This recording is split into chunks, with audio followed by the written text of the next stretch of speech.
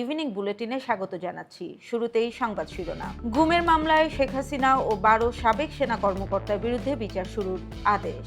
মেয়েকে নিয়ে 25 ডিসেম্বর সকালে ফিরছেন তারেক রহমান। খালেদা জিয়ার সুস্থতা নিয়ে আশাবাদী চিকিৎসকরা, জানালেন ডক্টর জাহেদ। সৌদিতে অনুমতি ছাড়া নির্বাচনী সভা, কয়েকজন বাংলাদেশি আটক। এনসিপি নেত্রী জান্নাত আরা রুমির মরদেহ উদ্ধার। গাজায় যুদ্ধ শুরুর পর 61 ইসরায়েলি সেনার আত্মহত্যা। এবারে বিস্তারিত। জয়েন্ট ইন্টারোগেশন সেলে গুমের মামলায় ক্ষমতাচ্যুত প্রধানমন্ত্রী শেখ হাসিনা ও 12 সাবেক সেনা কর্মকর্তার বিরুদ্ধে আনুষ্ঠানিক অভিযোগ গঠন করে বিচার শুরুর আদেশ দিয়েছেন আন্তর্জাতিক অপরাধ ট্রাইব্যুনাল। আসামি ও রাষ্ট্রপক্ষের শুনানি শেষে বৃহস্পতিবার ট্রাইব্যুনাল 1-এর চেয়ারম্যান বিচারপতি মোহাম্মদ গোলাম মুর্তজা মজুমদারের নেতৃত্বাধীন 3 সদস্যের বিচারিক প্যানেল এই আদেশ দেন। বিএনপির ভারপ্রাপ্ত চেয়ারম্যান তারেক রহমান আগামী 25 ডিসেম্বর সকালে দেশে ফিরছেন।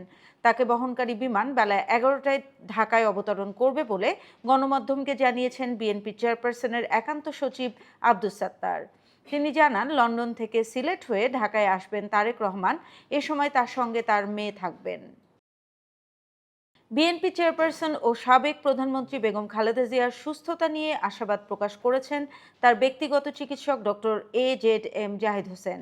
তিনি জানিয়েছেন, চিকিৎসকদের দেওয়া ওষুধ তিনি নিয়মিত গ্রহণ করতে পারছেন এবং তার শারীরিক অবস্থা বর্তমানে স্থিতিশীল রয়েছে। বৃহস্পতিবার দুপুরে খালেদা জিয়ার শারীরিক অবস্থা নিয়ে আয়োজিত এক ব্রিফিংয়ে এসব তথ্য জানান তিনি বলেন, খালেদা জিয়ার চিকিৎসা প্রক্রিয়া স্বাভাবিকভাবেই চলছে।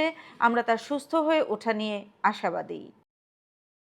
সৌদি আরবের বিভিন্ন এলাকায় অনুমতি ছাড়া বাংলাদেশে আসন্ন ত্রয়োদশ জাতীয় সংসদ নির্বাচনকে কেন্দ্র করে সভা, সমাবেশ ও প্রচারণায় জড়িত থাকার অভিযোগে কয়েকজন বাংলাদেশিকে আটক করা হয়েছে।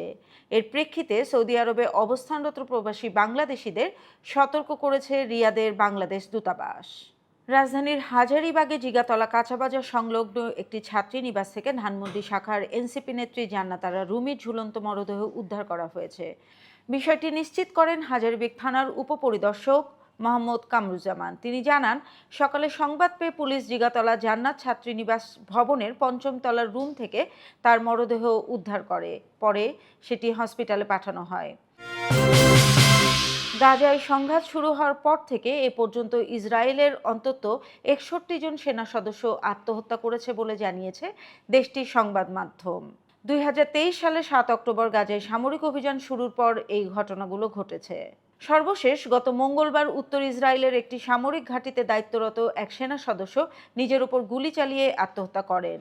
তিনি ট্র্যাকার হিসেবে কর্মরত ছিলেন। গুরুতর আহত অবস্থায় তাকে হাসপাতালে নেওয়া হলে তাকে মৃত ঘোষণা করা হয়। আজ এই পর্যন্তই। এরকম আরও নিউজের আপডেট পেতে থাকুন ভিউজ বাংলাদেশের সাথে। ধন্যবাদ।